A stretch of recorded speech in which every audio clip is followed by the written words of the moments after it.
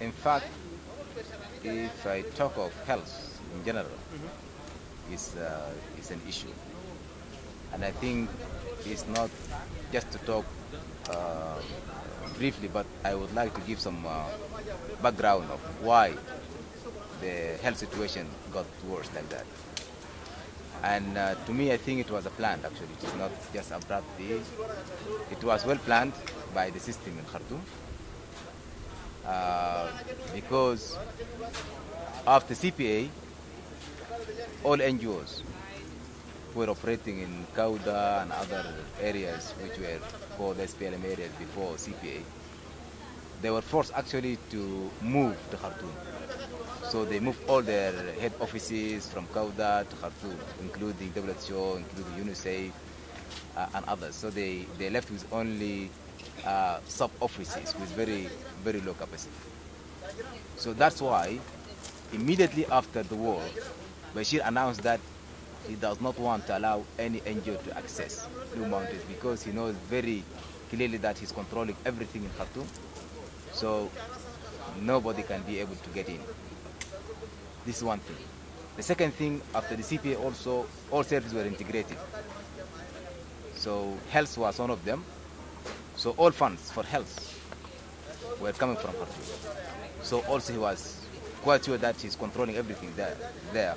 So people cannot get any access to any funding to support health, including health, the child health and reproductive health, these vaccination issues, all these kind of things.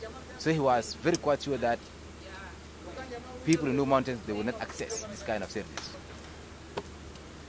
Then it was unfortunate, this situation continues like that for now 1 year. So during this period, the situation deteriorates very dramatically. Okay, so we could not access vaccination. We could not access essential drugs, and we could not access any nutrition for under 5. So this one led immediately to the outbreak of measles, which now we are facing right now. So now we have outbreak of measles, in addition to the malnutrition, which is also affecting quite a number of children. Leave alone the injuries by the bombardment and long-range measles, all this kind of thing. So if we just talk of the measles and we talk of the vaccinations, it's really responsibility of UNICEF. It's the responsibility of WHO. But unfortunately, UN and its agencies, they could not access Nuba Mountains because of Khartoum banning all this and rejecting the accessibility of the UN and NGOs to Nuba Mountains. So at this point, 1 year, not being able to convince Khartoum or to take any measures to get in, we think international community has really helped regime in Khartoum to reach their goals. Because now, death of children by measles, this is what they were actually after, and this is what they have achieved now. They have achieved the goal of having children died of measles because UN could not access the area and give these essential services, which is really a right of any child in the world. So I don't think children in Nuba Mountains are different from other children elsewhere. It's the right of any child to be vaccinated. So now we have outbreak of measles, and I'm expecting to have outbreak of tuberculosis, and I hope we will not have outbreak of polio and other killing diseases. But with this situation, if still international community could not get into the Nuba Mountains to help the situation, I'm sure we're going to have all these kind of outbreaks, and that will be the real goal of Bashir and his regime, which they have achieved through weakness of UN and their agencies. There is one point I would like to mention very clear, because tomorrow if you talk of no vaccination, you hear that UNICEF, they will tell you that we sent vaccines to Kauda. I'm going to talk about this point. In August, UNICEF tried to send some supplies from Kadugli to Kauda. So among those were some vaccines, and like 5 kits or 6 kits of basic health, and then some fluids. Unfortunately, all these supplies, they were opened and they were mishandled by the security in Kadugli. So when they were brought to Kauda, all cartons were open, especially the vaccines. They were exposed to the sunlight and they were exposed to the heat. So they were not usable. We could not use them. The other thing, they sent expired supplies. It is unfortunate for UNICEF to put expired items and send them to places like Kauda. This one, the world has to understand that UNICEF had sent expired items to Kauda, and we are keeping them up to now, because tomorrow they will come and say no. Although we know very clearly, they sent F-75. This is the milk we use for the malnourished children. They sent this F-75 was expired. The other items also, some of them they were taken by the security, like F-100.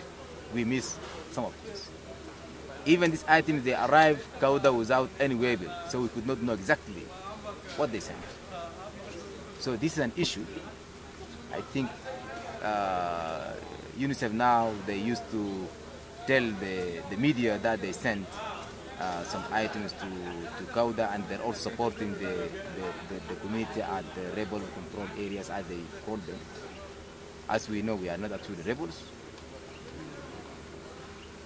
We have an issue, and maybe I can call Bashir is rebel, but not us actually, because he rebelled against the CPA.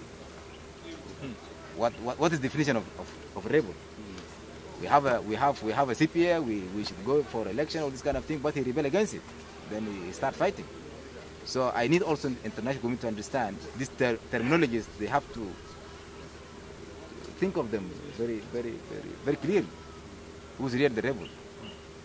So this is the health situation. So right now, we don't have access to the essential drugs. We don't have access to vaccines. We don't have access to the reproductive health services. All these kind of things. So there is a high need for the intervention, and very soon. If the international community does not interfere now, before it rains, although it has already started raining, but if they don't access now, I'm sure many children will die of diseases, they will die of hunger, but still some will remain.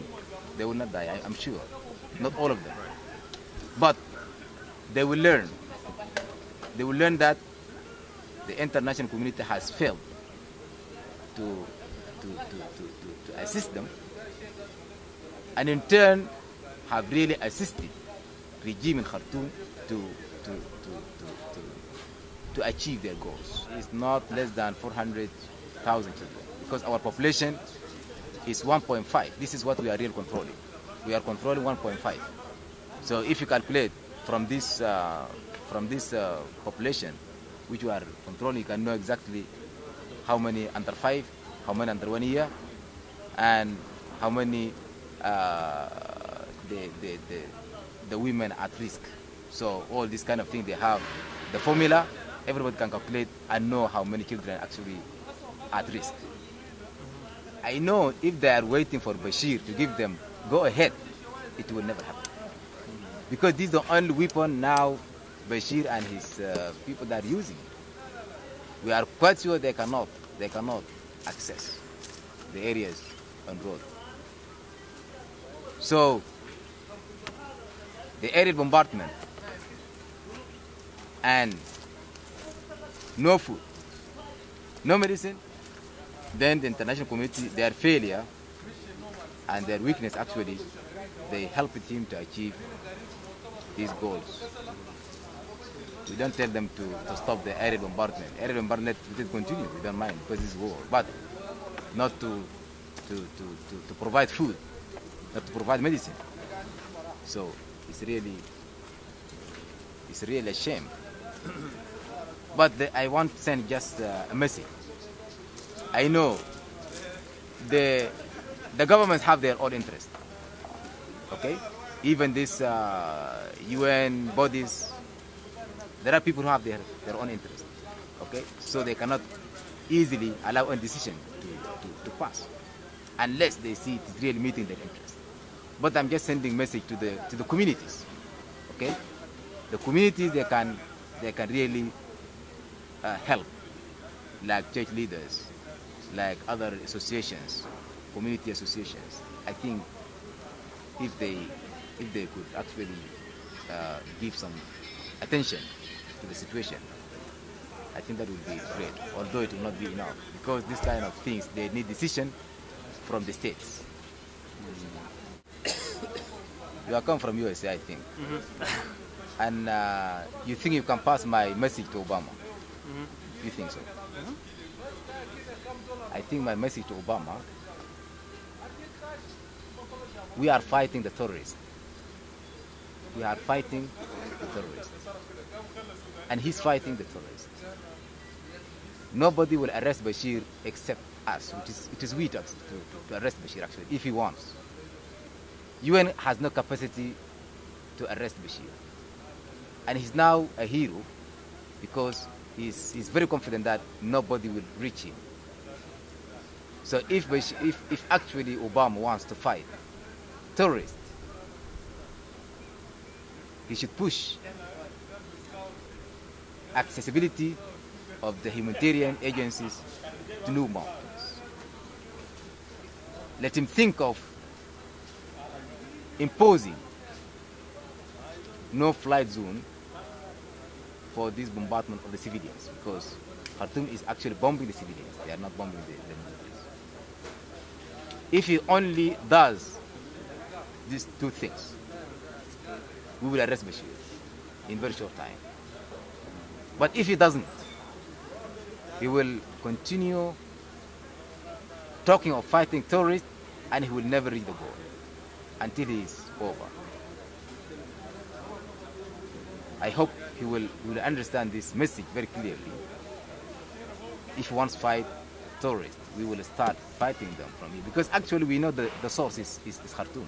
If he doesn't know, we should tell him that all these people who got training, they got training from Khartoum under this regime. Osama bin Laden and his people, they went out from Khartoum. So what is he thinking actually? So there are so many others who are still active, and Bashir is one of them. So we cannot fight terrorists if we don't arrest Bashir.